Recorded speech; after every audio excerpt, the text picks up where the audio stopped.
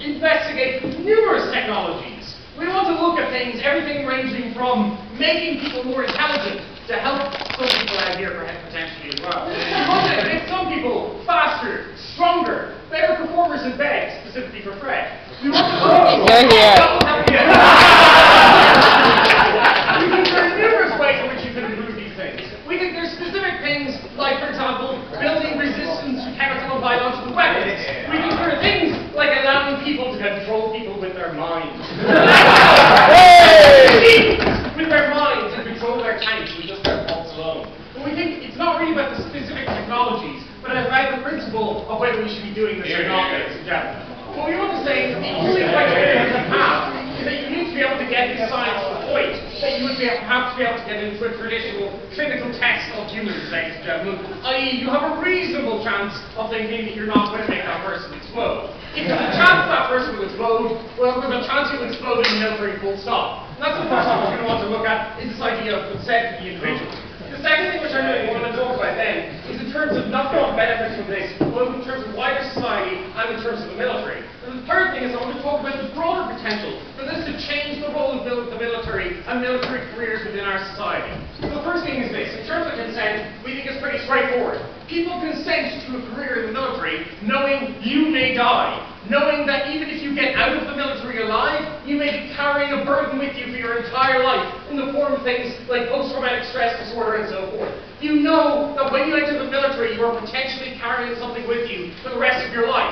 And we fully accept that most of these treatments will probably be permanent and you won't be able to reverse them. Go ahead. Derek, those things you just listed, aren't those all very bad things?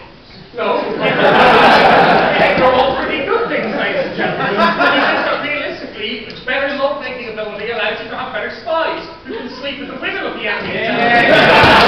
People are stronger and so forth. Yes, you may say that these may be used for bad, but the same thing could be said about most other technological innovations, whether they're mechanical or whatever else it is. We think that ultimately these are going to be discovered by somebody, so the good guys might as well get them first instead of kowtowing to the bad guys like you would, ladies and gentlemen.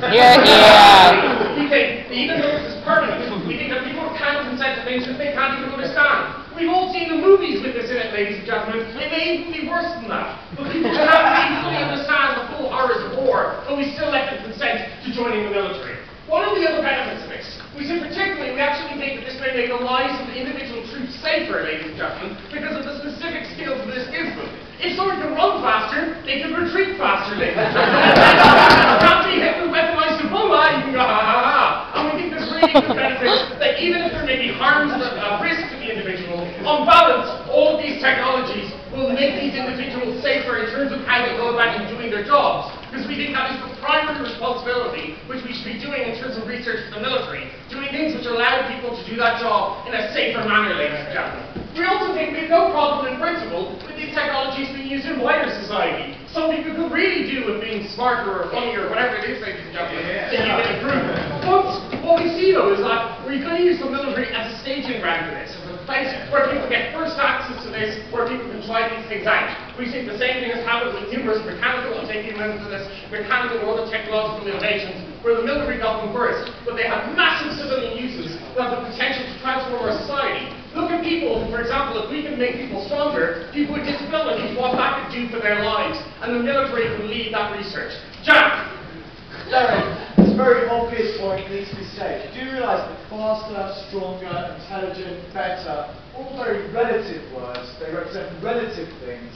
This is just going to be, obviously, some kind of race between people. Okay, you can make the same argument about any other sort of military innovation. The United States shouldn't build faster aircraft because somebody else will do it. But I think if you think that the point is this, is that we think it's actually responsible governments who tend to develop these technologies, ladies and gentlemen, as opposed to the evil terrorist groups, ladies and gentlemen. We would rather that the United States develop this technology, we're the most likely people to be able to do it, because we think that that gives them a comparative advantage, because they can innovate faster than Al-Qaeda can. Here.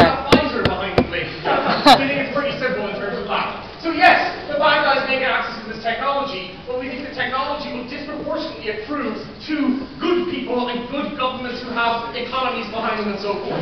So you can say you don't like the United States, but we're perfectly happy to stand here on the side of governments, ladies and gentlemen, versus non-state actors. If you look at the modern world, modern militaries have a disproportionate again in terms of fighter jets. Al-Qaeda don't have them, ladies and gentlemen, but we're perfectly okay with the US government to have them. That's fine.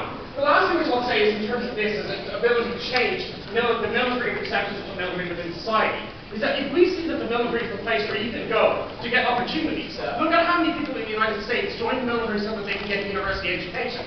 Think about the protection for this, that people may join the US military if they see it as an opportunity to get a leg up within society. If they can see it as a chance that I will get something out, so that once I leave, I will have 3 legs in society. Or I will have a bigger brain, and that gives me more opportunities when I go out into the workforce afterwards. What is the big benefit of that? One is, demobilized soldiers actually have superior opportunities, and that's something they deserve for their service to the nation. And secondly, we change and transform the nature of people who go into these. Because if you look at people from rich socioeconomic groups who currently don't sign up for the military, if we give them an incentive of something which they cannot get, which money cannot buy currently, and give them advanced access to the newest technologies, the key thing you can see is a transformation of the racial profile of militaries in the world. You can see that, for example, in the United States, you can see lots of young white people go into the military. And we think that would be a good thing because they're really ambitious. And it's kind of go Yale or become superhumans. Yale or people can control decisions. And we can use a brilliant idea. I would love to be better at a lot of things. Fred would certainly like to be better at one particular thing. We see that they need to tell us why they're making evil applications for this, but there are also evil applications for almost any other technology which we can research, and why is this somehow so different? Let's stop being big and bigoted about this idea of genetic therapy and so forth. We're not talking about killing embryos, we're talking about treating people as they're alive. That's the kind of technology which they're trying to look at. How do we change people with gene therapy to have these skills? We're proud to